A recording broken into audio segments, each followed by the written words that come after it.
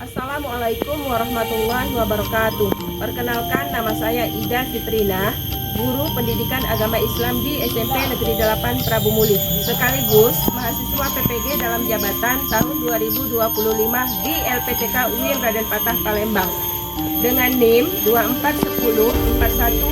241041807747. Hari ini Sabtu 10 Mei 2025 saya akan mempraktikkan cara mengajar saya dengan materi Ruqsah, kemudahan dalam beribadah, dengan metode pembelajaran problem based learning. Selamat menyaksikan. Assalamualaikum warahmatullahi wabarakatuh. Waalaikumsalam warahmatullahi wabarakatuh. Apa kabar anak-anak? Alhamdulillah luar biasa. Allahu Akbar. Sehat semua? Sehat. Alhamdulillah ya rabbil alamin. Semoga kita selalu dalam lindungan Allah Subhanahu wa taala. Sebelum memulai pelajaran hari ini, siapa yang ingin memimpin doa? Naufal. Berdoa dimulai.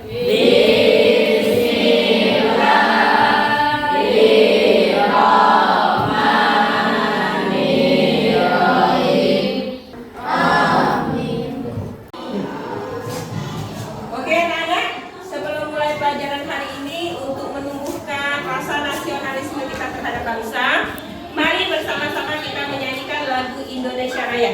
Silakan berdiri. Zahra, silakan dipimpin ya.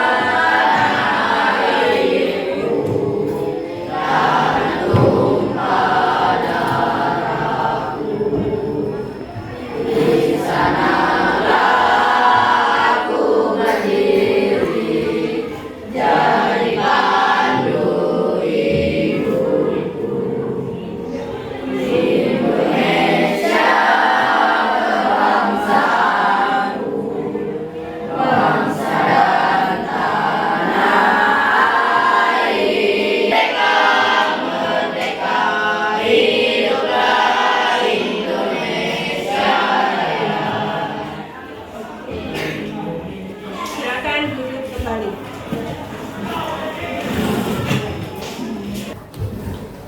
Buat dulu ya.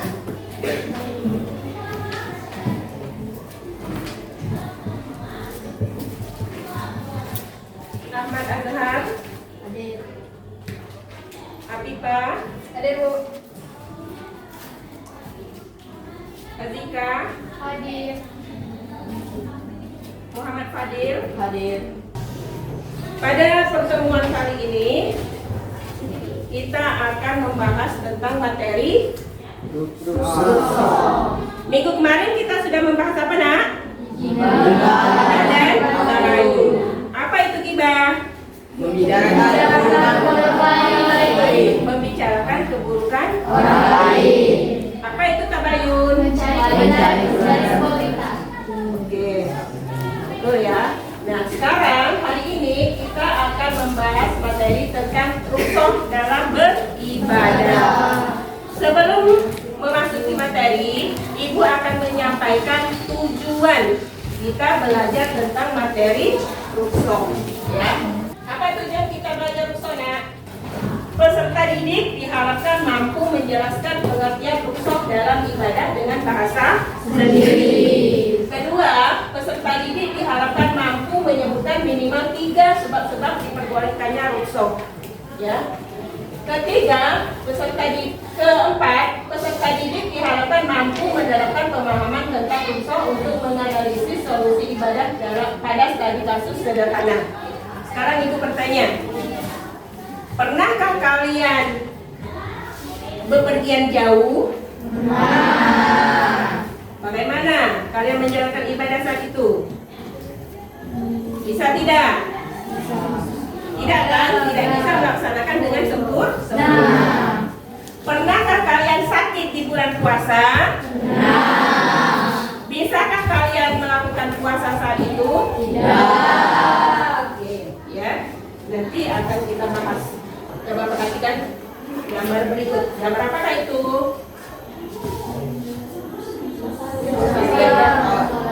Sholat di mana dia? Foto kedua. Foto ketiga.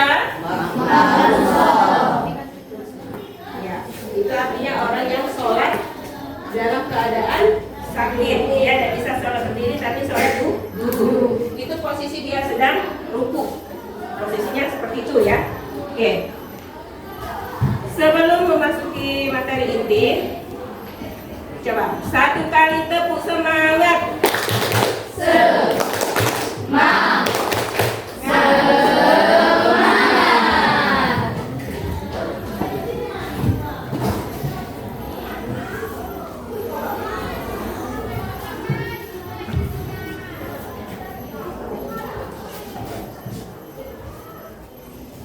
Sekali lagi, tepuk anak soleh. Anak soleh, rajin sholat, rajin ngaji, orang tua dihormati, cinta Islam sampai mati. La ilaha illallah Muhammad Rasulullah. Islam, Islam, yes. Perhatikan, pembahasan kali ini tentang rukhsah dalam beribadah. Apa itu rukhsah? Rukhsah bermakna keringanan atau kelonggaran. Sedangkan menurut istilah yaitu kemudahan atau keringanan yang diberikan oleh Allah Subhanahu wa taala kepada hambanya untuk menunaikan ibadah pada kondisi-kondisi tertentu. Pelaksanaan rukhsah. Rukhsah ini terbagi dua, ada rukhsah azimah, rukhsah menggugurkan azimah. Rukhsah yang mengandung kebaikan, dalam hal ini seorang boleh memilih rukhsah atau azimah. Contoh, apa manfaat memahami rukhsah?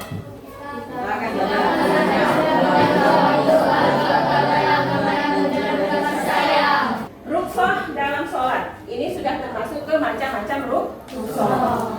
Musafir atau orang yang sedang dalam perjalanan, sholatnya dijamak atau dikosor. Apa tadi dijamak? Berikutnya, penyebab diperbolehkannya rukhsah. Berada dalam kondisi darurat.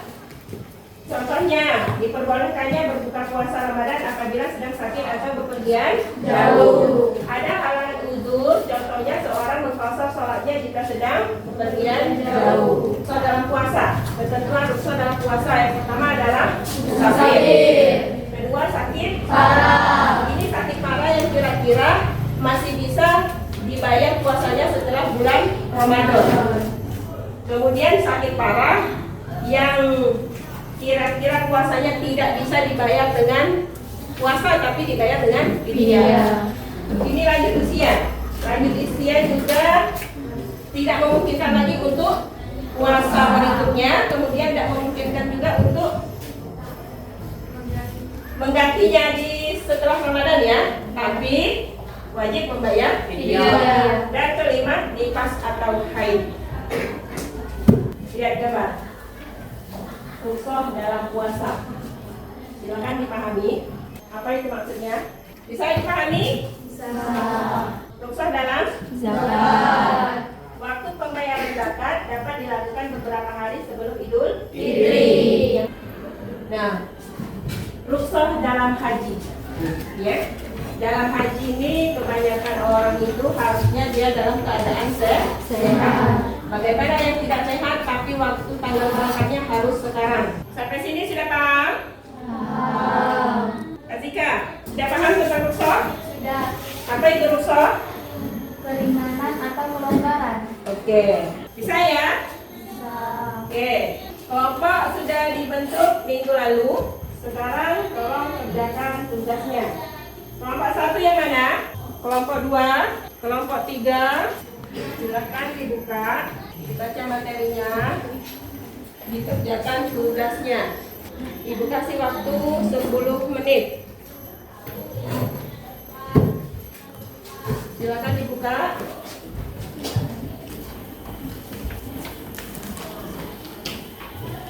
Kelompok 1, tugasnya selesaikan soal nomor 1. Kelompok 2, tugasnya selesaikan soal nomor 2. Dan kelompok 3, soal nomor 3. Kelompok 4, soal nomor 4. Kelompok 5, soal nomor 5. Kelompok 6, soal nomor 6.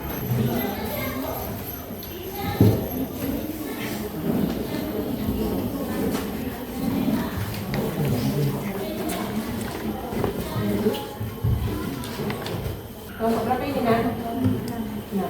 Ya, ya? 6. Ada yang kesulitan? Tidak. Bisa menjawabnya? Bisa. 4 apa 5? Tulis nama anggota kelompoknya ya. Berarti soal nomor 5 dijawab. Benarkan. Assalamualaikum warahmatullahi wabarakatuh. Kami dari kelompok ini. Ya, perkenalkan. Nama kelompok. Ya, sebutkan saja oleh yang dulu bicara.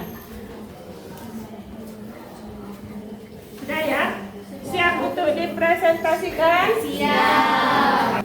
Assalamualaikum warahmatullahi wabarakatuh. Waalaikumsalam warahmatullahi wabarakatuh. Kami dari kelompok 2 yang beranggotakan M. Fadil, Izaz, Ragil Dwi, Ragil Adia, dan Ria Arganda. Sebutkan minimal 3 sebab alasan mengapa seorang muslim diperbolehkan mengambil ibadah secara sah. Tepuk tangan untuk kelompok 2.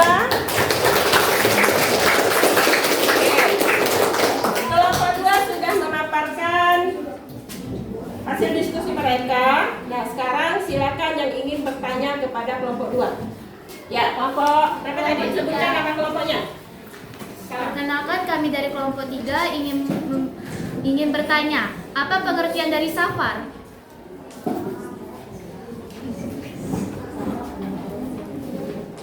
Safar adalah Orang yang sedang safar adalah orang yang sedang berpergian jarak jauh. Nah, itu jawaban dari kelompok 2. Safar adalah orang yang sedang bepergian jarak jauh. Safar juga disebut dengan istilah musafir. Tahu musafir? Tahu. Oke. Ada lagi yang ingin bertanya? Tidak ada? Tepuk tangan lagi untuk kelompok 2.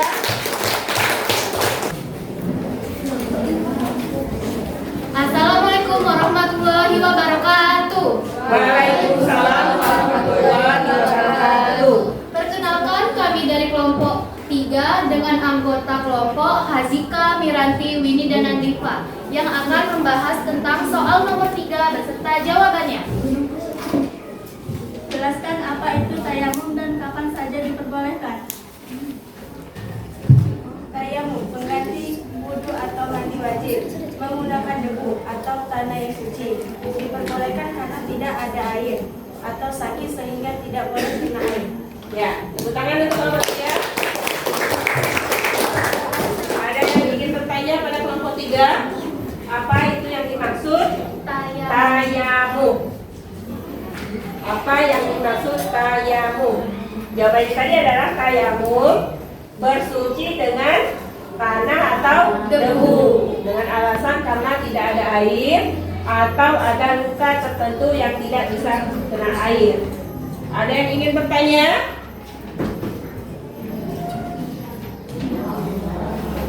Apakah ada pertanyaan? Tidak ada? Oke, kalau tidak ada, Wassalamualaikum warahmatullahi wabarakatuh. silakan kembali sempat. Semua sudah menyelesaikan presentasinya, ya. Jadi kesimpulannya adalah apa nak kesimpulannya? Kelompok 1, 2, 3, 4, 5, 6 semuanya sudah menyelesaikan presentasinya. Apa yang kalian dapat simpulkan dari materi tentang rukso? Rukso adalah kemudahan dari Allah Subhanahu wa taala untuk beribadah.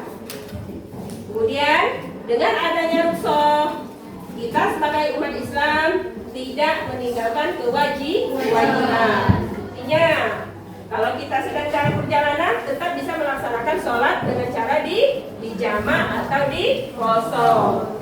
Saat bulan puasa kita sedang sakit, tidak bisa melakukan puasa, bisa diganti pada saat di luar bulan puasa. Sebanyak berapa kali puasa ditinggalkan.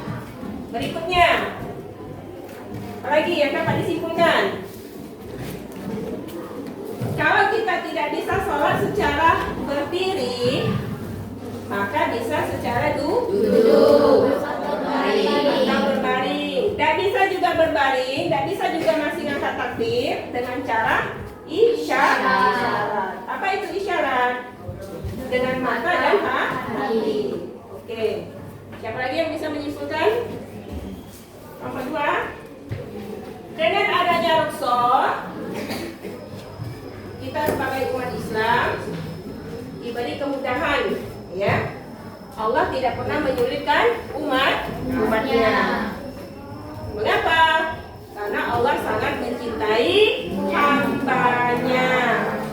Allah tidak pernah mempersulit, melainkan mempermudah, meringankan beban hambanya.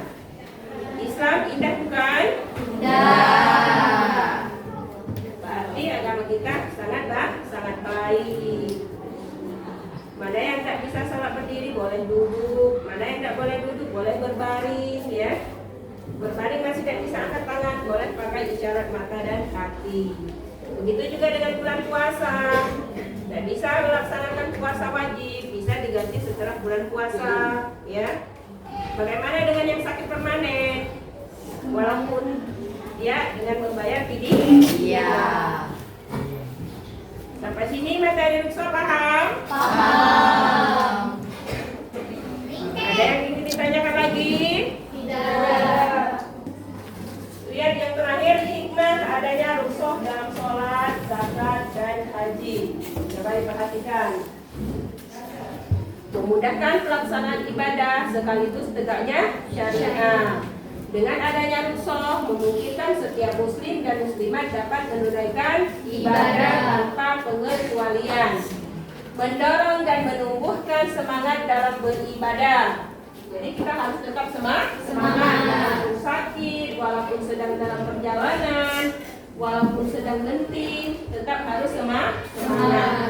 Menumbuhkan sikap disiplin untuk tetap menunaikan ibadah. Dengan adanya rukhsah, umat muslim tetap harus menjaga sholatnya agar dilaksanakan pada waktunya. Setelah kita mempelajari materi rukhsah ini, sekali lagi Ibu ingin bertanya, apakah sudah paham? Sudah. Paham? Paham. Oke. Untuk minggu depan pembahasan kita tentang Islam di Andalusia, ya. Untuk pembahasan minggu depan kita akan membahas tentang kemajuan Islam di Andalusia. Jangan lupa jaga kesehatan, ya. Sampai jumpa minggu depan. Kita tutup dengan berdoa. Silakan ditutup bukunya. Siap-siap untuk berdoa. Doa mulai.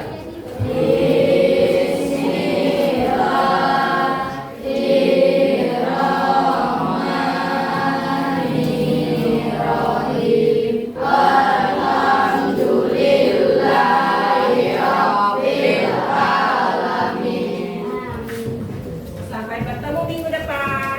Jaga kesehatan. Wassalamualaikum warahmatullahi wabarakatuh.